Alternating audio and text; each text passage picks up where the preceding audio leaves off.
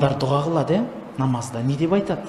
Раббым, намаздарымызды қабыл қыл, және сол намаздарымызды біздің бетімізге ұрма деп дұға қылады. Білесіздер ме, арабшасында айтады, ла тадриб биха аля вужухана деп айтады. Аллах сіздің оқыған намазымызға мұқтаж емес, тұтқан оразаңызға мұқтаж емес, оқыған Құраныңызға мұқтаж емес, бетіңізге лақтыра салады. Керек жоқ Аллахқа оның барлығы. Ол сізбенен бізге керек. Бетімізге лақтырма деп сонша дұға қыламыз. Яғни, бір оқыған намазыңыздың бүтін оқуға әрекет жасаймыз дейміз. Бірақ бауырлар, сонша сөйлейміз, сонша уағыз тыңдайсыз, кітап оқисыз. Намазыңызда соңғы намаздай оқисыз бе екен? Міне қазір өліп қаласын болды деп. Сөйтіп оқисыз ба? Я Аллахым деп оқисыз ба? Тура міне ажал періштесі жаныңызға келіп тұр. Міне қазір жаныңыз шығады. Сізде кішкентай ғана уақыт қалды. Секундтар ма? Минут па? Білмейсіз. Бірақ жаныңызды алады. Дәл сондай сезімде намаз оқисыз ба? Мен осы мұқтажға, мен намазға мен мұқтажбын. Аллахқа мен мұқтажбын деп оқисыз ба? Оқыдыңыз делік. Ал сол намазыңызға жарасатын амал жасайсыз ба? Намазхан адамға жарасатын амал. Бауырлар, көп адамдар әшейін намазын оқиды. Бірақ Құранда не дейді? Расында да намаз адамды ұятсыз амалдардан, Аллахтың қайтарған амалдарынан тыяды дейді. Аллах тыяды. Не арқылы тыяды? Сол оқыған намазыңыз арқылы. Қалай тыяды? Намазды сезіну арқылы тыяды. Яғни сіз намаз оқисыз. Екінші бір кезде өтірік айтып жатқанда, мына оқыған намазым менің бетіме сай келе ма? Жоқ па дейсіз. Сонша Құран оқыдым. Мынау айтып жатқан өтірігім, беріп жатқан парам, алып жатқан парам, мына тәкаппарланған тәкаппарлығым, осының барлығы оқыған намазыма арзима дейсіз. Көп бауырлар әшейін аузындағы сигаретін тастай алмайды, нашасын тастай алмайды.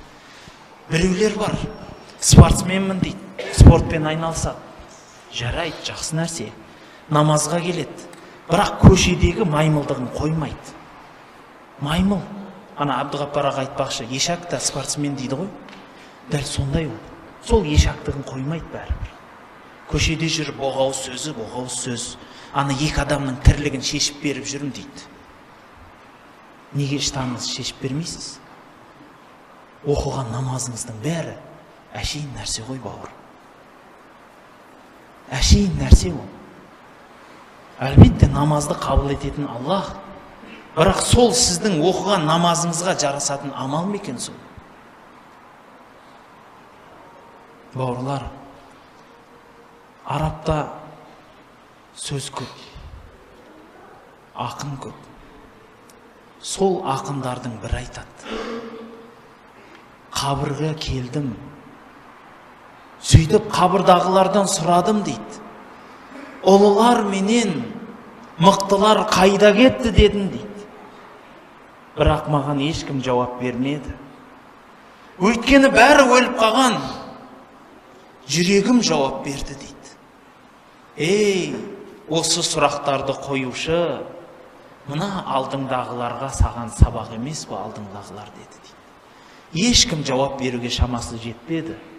Қабырға барып қанша айғайлап сауал қойсаңыз да, сізге ешкім жауап бермейді. Ал соның өзі сізге жауап емес па?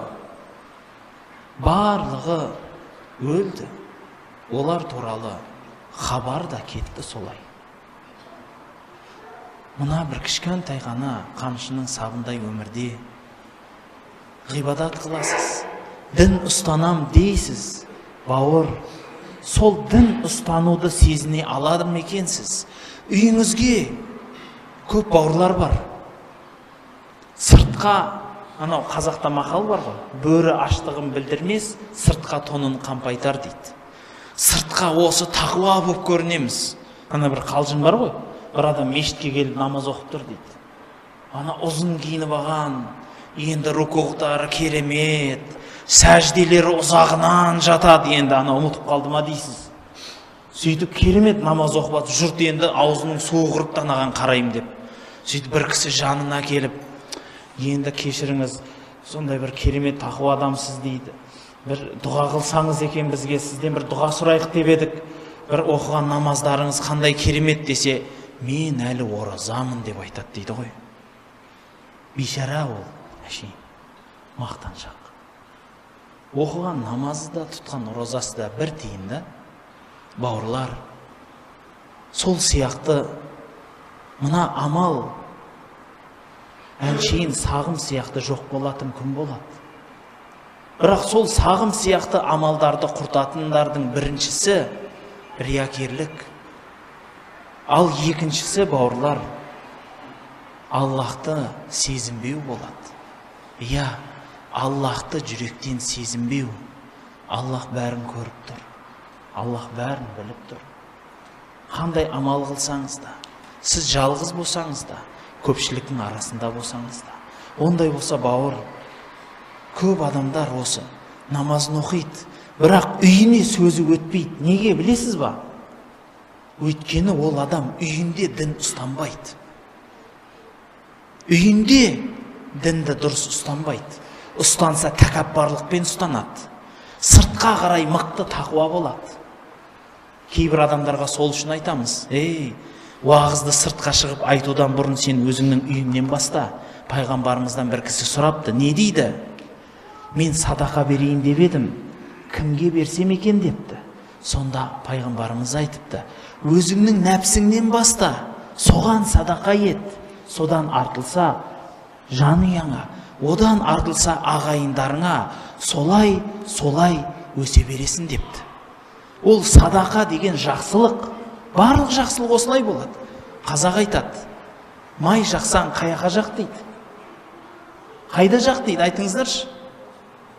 Өзіңнің басыңа жақ дейді бірінші. Май жақсаң өзіңнің басыңа жақ деп айтады. Бірінші өзіңіздің басыңызға жағып. Жігіттер жүреді көшеде, ой, не деген тақуа, тайып жүріп, енді жұрттарға әңгіме айтады. Сен дінді бұлай ұстан, олай ұстан, пайғамбардың мынандай амалы бар, Құранда мынандай аят бар. Үйінде әкесі алқаш. Құдай сақтасын, інісі деген бар тұрған жүлік. Әне біреу жүргінші, мына бір қарындасы байдан 5 байға тиіп келіп отыр. Өзі 40 қатын алған. Жұртқа тақуа да. Бір қатынға шамасы келмеген еркек, несі еркек оның? Несіне ана бұтына киіп жүр, ананы юбка кимей ма? Бір қатынға шамасы жетпейді. Бауырлар, намазды оқисыз. Ондай болса, сол намазхан адамға жараса амал жасаңыз. Үйіңізден бастаңыз тірлігіңізді. Пайғамбарымыздың мінезімен мінезденіңіз. Сол кісінің айтқанынан үйден бастап, өзіңіздің нәпсіңізден бастап істеңіз. Сонан соң сыртқа қарай шығасыз. Рас, үйге уағыз айту қиын, бірақ білесіз ба, пайғамбарымыздың қай тарих бетін ашсаңыз да, пайғамбарымыз кімнен бастады уағызды, айтыңызшы. Ең бірінші пайғамбарымызға иман келтірген кісі кім, атын айтыңызшы. Ол кісі кім? Әйелі пайғамбарымыз. Қарасаңызшы, өзінің жанындағы жастықтас өмір жолдасынан бастады. Сіз ше, өзінің келіншегін әлі күнге шейін намазға жығамай, оразасын үйрете алмай жүрсіз. Неге? Өйткені білесіз бе, пайғамбарымыздан сөз бар. Қияметке жақын сондай бір қауым келеді. Олардың оқыған Құрандары тамағында қап кетеді, ішіне қарай кірмейді дейді. Астағфирулла, солардан болып қалмайық. Әшейін аузымызда, тілімізде Құран, бірақ үйімізге жылы сөзбенен имандылық алып келе алмасақ. ол қандай болғаныңыз. Сондықтан пайғамбардың өзінің бірінші сүннеті бірінші әйелін уағыздаған. Сонан соң деп осылай өсіп кете берген. Бір мезгіл әйел бала шағыңызбен отырып дін туралы сөйлесесіз ба? Уақыт бөлесіз ба? Жоқ дейді. Көп адам жоқ дейді. Өзі оқып алады дейді. Немесе диск кассета бере салам дейді. Болды дейді. Құран-ы Кәримде не дейді? Иман келтіргендер, өздеріңнің жан ұяларыңды отыны тас пенен адамнан болған дозақтан құтқарыңдар.